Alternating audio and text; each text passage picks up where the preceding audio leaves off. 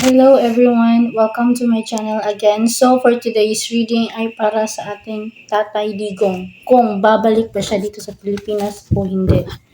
So maraming nag-request dito so we will do a reading on that one. This is just a short reading. So makakauwi ba nga ba si Tatay Digong? Okay. Magagalit ang taong bayan dahil there is a big possibility na hindi makakauwi si Tatay Digong dito sa Pilipinas. There's a big possibility na walang pagbabago ang mangyayari or any justice na ating gawin kahit tayong lahat ay magalit ngayon sa mangyayari. Okay? So, mas malaking gulo ang mangyayari dito dahil there is a big possibility na magkakaroon ng people's power dahil sa pangyayaring ito. Dahil nga, sad to say na hindi makakauwi si Tatay Digong. Okay? Mayroong mga problem or anything na napagkasunduan. Kasi nga pagdating sa hearing, ang nangyari parang talo si Tatay Digong. Parang may bias na nangyayari din dito regarding sa issue dahil hinalungkat yung mga bagay or anything na nonsense pagdating sa sa issue. So, there is also acceptance to Sara Duterte pagdating dito. Okay.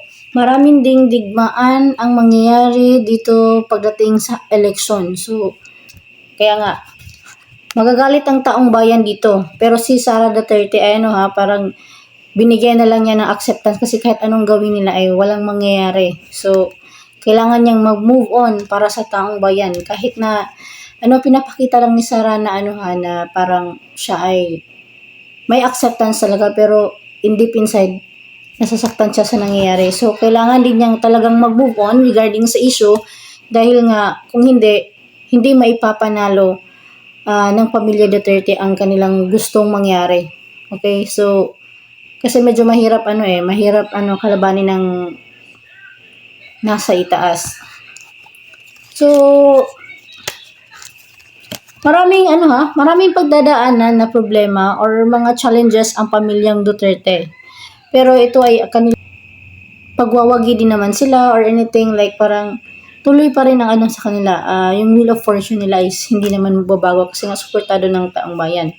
So, anything that you're about to say is din sila parang may lesson learned din silang nakuha pagdating sa sitwasyon and also din tayo. Pero, there's nothing to worry about again and again kasi nga, matalino si Sara. So, meron siyang gagawin dito na parang I don't know what it is pero parang for me as I feel in her energy hindi naman talaga siya ganun ka na hindi makakauwi si Tatay Digong pero yes sinabi na hindi makakauwi si Tatay Digong pero there is also a hope in everyone.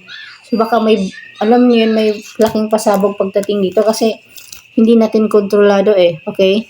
Hindi din niya kontrolado ito. Pero, there is also a hope regarding sa sitwasyon.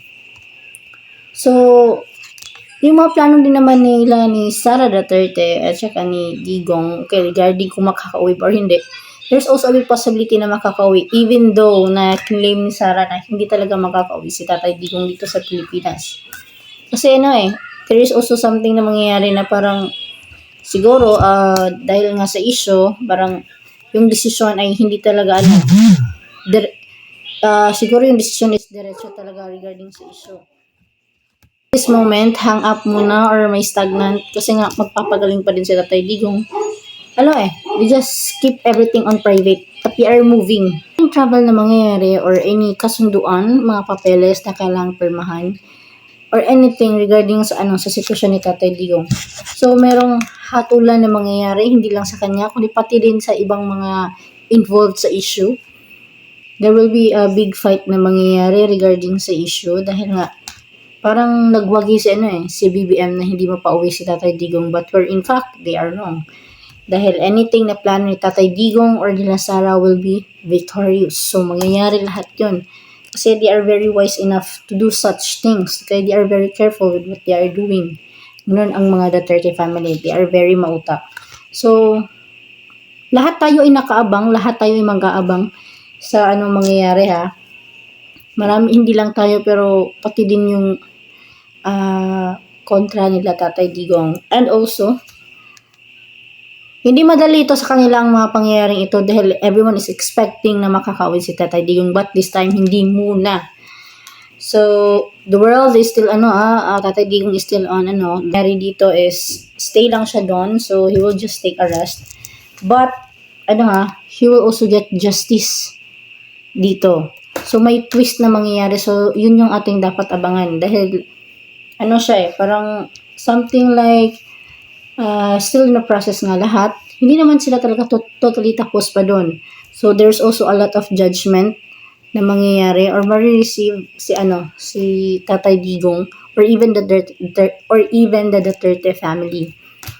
So, also, there's also a big opportunities na mangyayari. So, si Sara Duterte, there is also a big possibility na may impeach si Marcos or anything like surrender siya kasi parang yung reputation niya, yung mga taong bayan is against him. So, si Sara Duterte there is a big possibility na mapaparangalan this year. So, matutuwa din tayong lahat dito, okay? So, magagawan din ng paraan or anything na mapa-okay ang pamilyang Duterte, especially si Digong doon sa ibang bansa. Talino kasi si Sara Duterte, so she knows what she is doing. Nagmana to sa tatay niya. So, yung mga plano ni Marcos dito ay hindi yun hindi yun mangyayari. Anything na ina-attempt niya. Kasi even her wife is andun pa rin. So, merong dito, malaking problema din nakakaharapin. So, hindi magkakasundo itong mag-partner sa ganitong issue. So, malulungkot ang lahat dahil nga sa sitwasyon. So, alam nyo, we have hopes, diba, regarding kay Tatay Digong, pero there's nothing to worry about regarding kay Sara Duterte dahil si Sara Duterte is tahimik lang siya pero may galaw to. So, you need to be careful. Kasi hindi naman siya hindi naman siya katulad ng iba dyan na after what the decision or what happened is yun lang, acceptance lang. Hindi siya ganun. Okay? Marami siyang plano, marami siyang gustong gawin. Marami siyang gustong gawin si Sara Duterte. Gusto niyang baguhin ang Pilipinas, okay? So, kailangan lang niya ng suporta natin. So, hindi tayo bias dito, Eventually, parang may mga pangyayari na sinasabi si Sara na talagang hindi na makakabalik si Tatay Digong kasi yun din yung medyo nafe-feel niya ngayon, pero hindi. There is again a big possibility na makakauwi si Tatay Digong but hindi instant. So, everything is on a process. So, we just need to pray on it, guys, and hopefully maging okay ang lahat. So, advice ko lang sa atin, move forward tayo. So, we just need to vote wisely who we should vote this election. So, yun lang po. For more reading, please don't forget to like and subscribe for more videos. Bye!